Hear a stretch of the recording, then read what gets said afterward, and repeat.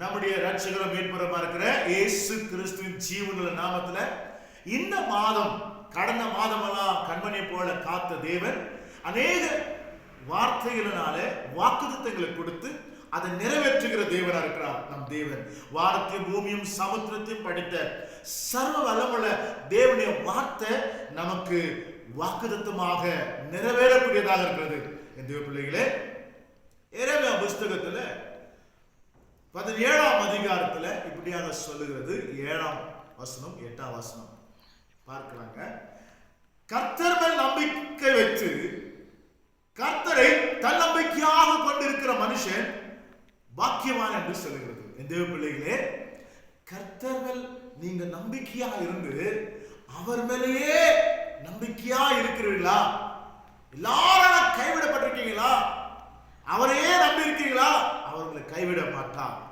தேவ பிள்ளைகளே, இந்த நாளிலே இந்த எரேமியா புஸ்தகத்தில் தீர்க்கதரிசனமாக கொடுக்கப்பட்ட இந்த வசனமானது இன்றைக்கு நம்முடைய வாழ்க்கையில நிறைவேறதுக்காக யார் ஒருவர் கர்த்தரை நம்பி இருக்கிறீர்களோ அவர் உங்களை ஒரு காலம் ஒருபோதும் கைவிட மாட்டார். நீங்கள் பாக்கியசாலியா இருக்கிறீங்க. அப்படியாக சொல்லு. அவரை நம்பின பிள்ளைகள் எப்படி இருக்காங்கன்னாக்கா, இப்போ நாம் எப்படி இருக்கிறோமே அது பிரச்சனை இல்லை. ஆனா இனிமே இருக்கிற பிள்ளைகள் எப்படி இருப்பாங்கன்னாக்கா பாருங்க, அடுத்த வசனத்துல அவன் தண்ணீர் அண்டையிலே நாட்டப்பட்டதும் கால்வாய் ஓரமாக தன் வேர்களை விடுகிறதும் உஷ்ணம் வருகிறதை காணாமல் இலை பச்சையாய் இருக்கிறதும் மழை தாட்சியான வருஷத்திலோ வருத்தமின்றி தப்பாமல் கனி கொடுக்கிறதுமான மரத்தை போல் இருப்பானா. வாய்க்கால் ஓரத்துல வைக்கப்பட்ட மரம் எப்படி செழிப்பா இருக்கிறதோ அதே போல உங்க குடும்பங்கள் செழிப்பா இருக்கும். உன் பிள்ளைகள் செழிப்பா இருப்பாங்க. அவங்களுக்கு எப்பொழுதுமே குறையில்லாம நீரூற்றை போல பரத்திலிருந்து ஆசீர்வாதம் பொழிக்கும். காரணம், நீ கர்த்தரை நம்பி இருக்கிறதுனால, கர்த்தரை உன் சொந்த ரட்சகராக ஏற்றுக்கொண்டதுனால இப்படியாக செய்வார். கர்த்தருடைய நம்பிக்கை, நீங்க வைத்திருக்கிற நம்பிக்கை பாருங்க, கழுகுகளை போல சட்டைகளை விரித்து அடித்து உயர பறக்குகிற கூட்டமாக இருக்கிறீங்க. அது மாத்திரமில்ல, தாவீது சொல்லுகிறார் ஒரு இடத்துல, கர்த்தரால அபிஷேகம் பண்ணப்பட்ட மனுஷர் எப்படி வாழ்ந்தாங்கன்னாக்கா கழுகுகளை போல ஓடிக்கிட்டே இருப்பாங்களாம். சிங்கத்தை போல பலம் கொண்டு இருப்பாங்க. இப்படியாக வாழ்ந்தார்களே என்று சொல்லி சொல்லுகிறார். யாரை பார்த்து?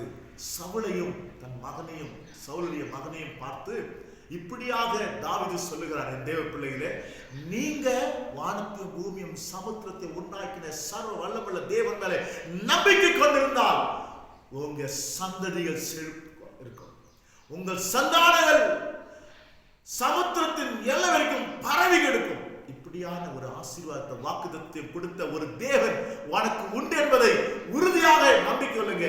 கர்த்தர் இந்த மாதம் முழுவதுமாக உங்களை ஆசீர்வதிப்பாராக. கர்த்தர் மேல் நம்பிக்கையா இருக்கிற மனுஷன் இவ்விதமான ஆசீர்வாதத்தை பெற்றுக் கொள்ளுவான். செபிக்கலாம். இந்த மாதம் உங்களை ஆசீர்வதிப்பாராக. எங்கள் அன்பும் இரக்கமும் நிறைந்த மகா உன்னதமான தேவகுமாரனே, இதை கேட்டுக்கொண்டிருக்கிற ஒவ்வொரு ஜீவனால இந்த வார்த்தைகள் பலிக்கிட்ட இன்றைக்கே பலிக்கிட்ட பண்ணவர் ஆசீர்வதிக்கிறார். அவருடைய கர்ப்பத்தின் கனிகள் மேல, அவங்களுடைய வேலை, அவங்களுடைய வீடு, அவங்களுடைய பிள்ளைகள் எல்லாருக்கும் பலிக்கிட்ட ஆசீர்வதிக்கிறேன். இயேசு வல்லமையுள்ள நாமத்தில் பிதாவே, ஆமென். God bless you. கர்த்தர் உங்களை ஆசீர்வதிப்பார். இதை ஷேர் பண்ணுங்க. இந்த வாக்குத்தத்தங்களை உரிமையாக நம்புங்க, உறுதியாக நம்புங்க. கர்த்தர் உங்களை ஆசீர்வதிப்பார்.